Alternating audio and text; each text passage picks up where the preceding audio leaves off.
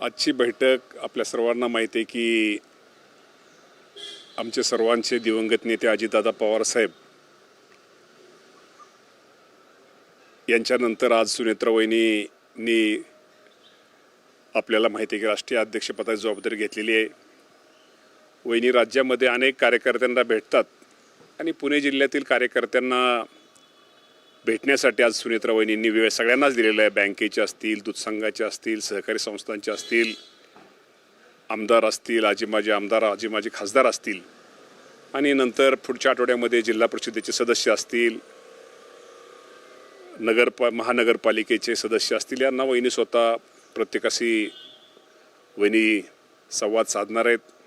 आणि खरं तर आपल्या सगळ्यांना माहिती आहे की आता स्थानिक स्वराज्य संस्थांच्या किंवा इतर आपल्याला माहिती आहे की विधान परिषदेच्या आता निवडणुका लागलेल्या आहेत।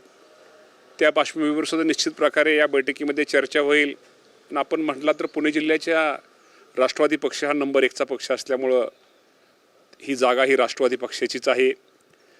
त्यामुळं निश्चित प्रकारे ही जागा राष्ट्रवादीलाच मिळणार आहे। त्यामुळे त्याबाबत शंका नाही। राज्याचे मुख्यमंत्री देवेंद्र फडणवीस साहेब असतील, एकनाथ शिंदे साहेब असतील, सुनेत्रा वहिनी पवार साहेब असतील आणि आमचे अध्यक्ष, आमचे प्रमुख असतील, या सर्वांची चर्चा या बाबतीमध्ये झालेली आहे। आणि पुण्याच्या जागेच्या बाबतीमध्ये तो प्रश्नच नाही। अजून दुसऱ्या कुठल्या जागा आपल्याला द्यायच्या, पहिल्या ज्या जागा राष्ट्रवादीच्या ताब्यात होत्या त्या द्यायच्या, राष्ट्रवादीच्या जिथं बहुमत राष्ट्रवादी पक्षाचं 1 नंबरला आहे तिथं द्यायच्या, या बाबतीमध्ये अजून चर्चा सुरू आहे।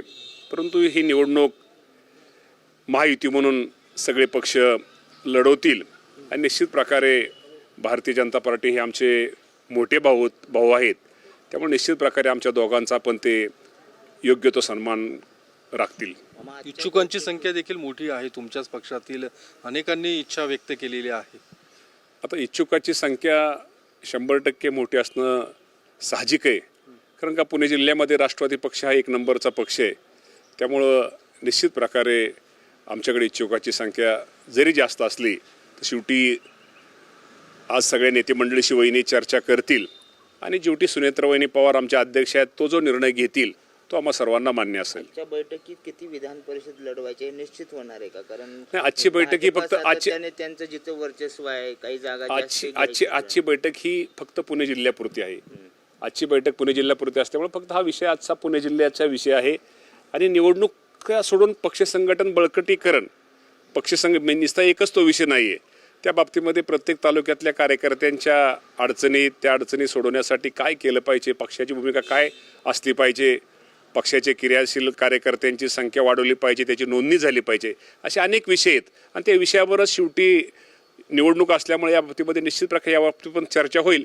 पण पुण्याचा विषयच नाही, ही जागा आमची राष्ट्रवादीचाच आमचा हक्क आहे। आणि निश्चित प्रकारे भारतीय जनता पार्टी आणि शिवसेना हे निश्चित प्रकारे शेवटी हे कुठल्याही ह्याला मानणारे पक्ष असल्यामुळे निश्चित प्रकारे त्या बाबतीमध्ये ते पुण्याच्या आणि इतरांच्या आमच्या जागाची मागणी आम्ही केलेली आहे त्या बाबतीमध्ये निश्चित प्रकारे योग्य तो निर्णय घेतील। याबाबत काही निकष ठरवला आहे का? कारण ज्या पद्धतीने विधान परिषद 1 जागा जिल्ह्यातली आहे, जे निवडणुकीत पराभूत झालेले आहेत त्यांना दिला जाणार नाही किंवा नवीन चेहरा पुढील असं काही नाही। या बाबतीमध्ये कुठलाही निकष ठरलेला नाही, अजून कुठलीही चर्चा झालेली नाही। आणि मी मगाशी तुम्हाला म्हटलं ना, या बाबतीमध्ये आमच्या नेत्या सुनेत्रा वहिनी पवार निर्णय घेतील, त्यामुळं बाकी या बाबतीमध्ये चर्चा करायचा विषयच नाही आहे।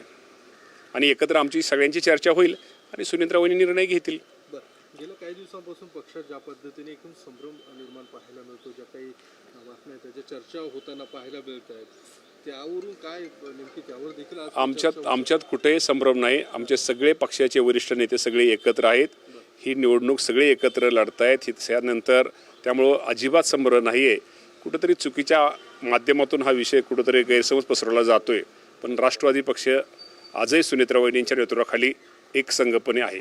सर, शेतकरी कर्जमाफी संदर्भातले जे निकष आहे ते आठवडाभरात निश्चित केले जाणार अशा पद्धतीची माहिती मिळते। सहकार विभागाने 3 वर्षाचा डेटा गोळा केला, मात्र 100% आपल्याला माहिती आहे की राज्याचे मुख्यमंत्री देवेंद्र फडणवीस साहेब, एकनाथ शिंदे साहेब, दिवंगत अजितदादा पवार साहेब आणि आजच्या उपमुख्यमंत्री सुनेत्रा वहिनी पवार यांनी पाठीमागे ही बैठक झाली होती आणि 30 जूनपूर्वी कर्जमाफीचा मुख्यमंत्री महोदयांनी निर्णय जाहीर केला होता।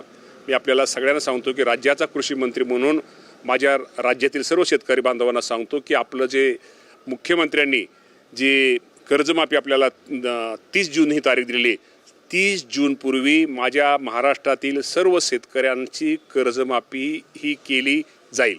2 लाखाची जी मर्यादा आहे त्याच्यामध्ये काही शेतकऱ्याचं 2,10,000 आहे, काही शेतकऱ्याचं 2,10,000 असेल, 2,50,000 असेल, 2,70,000 असेल, वरचे 10,000, 70,000, 50,000 त्यांनी भरले तर 2 लाख रुपयाची कर्जमाफी दिली जाईल.